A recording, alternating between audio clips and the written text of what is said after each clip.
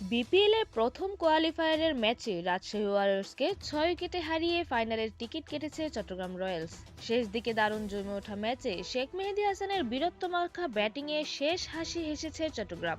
মিরপুরের শেরেবাংলা জাতীয় ক্রিকেট স্টেডিয়ামে টসে জিতে আগে রাজশাহীকে ব্যাটিংয়ে পাঠায় চট্টগ্রাম রয়্যালস। দুই ওপেনার সাহিবজাদা ফারহান এবং তানজিদ হাসান তামিম মিলে তোলেন ৩০ রান। ১৯ বলে ২১ রান তোলেন ফারহান। পাওয়ার প্লের ৬ ওভারে ১ উইকেট হারিয়ে ৩৭ রান তোলেন রাজশাহী ওয়ারিয়র্স। ওপেনার তানজিদ হাসান তামিম এক প্রান্ত ধরে রেখে খেলে গেছেন, আরেক প্রান্তে ব্যাটাররা চালিয়েছেন আসা যাওয়ার মিছিল। ১১ বলে ৮ রান করে বিদায় নেন নাজমুল হোসেন শান্ত। ৪-এ নেমে মুশফিকুর রহিম মেরেছেন গোল্ডেন ডাক। ১০ বলে ৩ রান করেন আকবর আলী। তানজিদ ৩৭ বলে ৪১ রান করে দলের ৮২ রানের মাথাতেই থেমেছেন।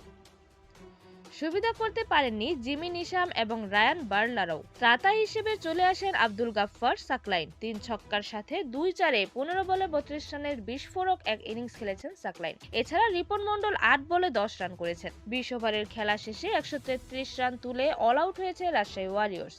চট্টগ্রামের হয়ে জোড়া উইকেট শিকার করেছেন শেখ মেহেদী হাসান এবং আমির জামাল। একটি করে উইকেট নেন শরীফুল ইসলাম, মুকিদুল ইসলাম মুগ্ধ, তানভীর ইসলাম, হাসান নওয়াজ এবং মির্জা বেগ।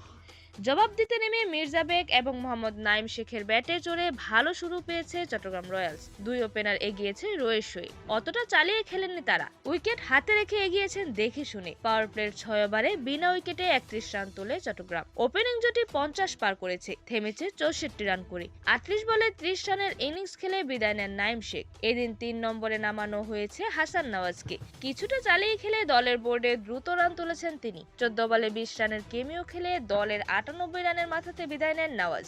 এক প্রান্ত আগলে রেখে টিকেছিলেন মির্জা বেগ। কার্যকরী ব্যাটিং এ এগিয়েছেন বেগ, চলে যান 50-ও কাছে। দলও ছিল জয়ের পথে। যদিও রাজশাহীর বোলারদের নিয়ন্ত্রিত বোলিং এ শেষ দিকে কিছুটা চাপ বেড়েছে চট্টগ্রামের উপর। ৪-এ নামা আসিফ আলী ১ ছক্কায় ৮ বলে ১১ রানের ইনিংস খেলেছেন।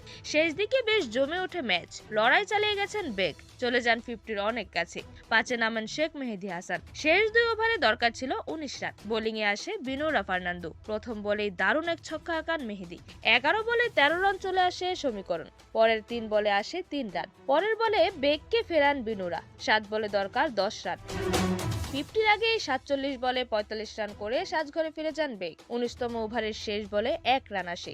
৬ বলে দরকার ৯ রান। শেষ ওভারের বোলিং এ আসেন রিপন মন্ডল। স্ট্রাইকে ছিলেন আমির জামাল। প্রথম বলে ১ রান, পরের বলে মেহেদী হাসান ছক্কা। ৫ বলে দরকার ২ রান। পরের বলেই ২ রান নিয়ে ফেলেন শেখ মেহেদী। ৩ বল হাতে রেখে ৬ উইকেটে জয়লাভ করে চট্টগ্রাম রয়্যালস। ৯ বলে ১৯ রান করে টিকেছিলেন শেখ মেহেদী। রাজশাহীর হয়ে ২ উইকেট নেন আব্দুল গাফফার সাকলাইন। একটি করে উইকেট নিয়েছেন বিনোরা ফার্নান্দো এবং হাসান মুরাদ। দারুণ এই জয়ে ফাইনালে চলে গেল চট্টগ্রাম রয়্যালস। অন্যদিকে দ্বিতীয় কোয়ালিফায়ারে সিলেট টাইটান্সের বিপক্ষে খেলবে রাজশাহী ওয়ারিয়র্স। এরকমই যে কোনো খেলার আপডেট সবার আগে পেতে অবশ্যই চ্যানেলটি সাবস্ক্রাইব করে রাখুন। ধন্যবাদ। প্লেবাজ নিউজ।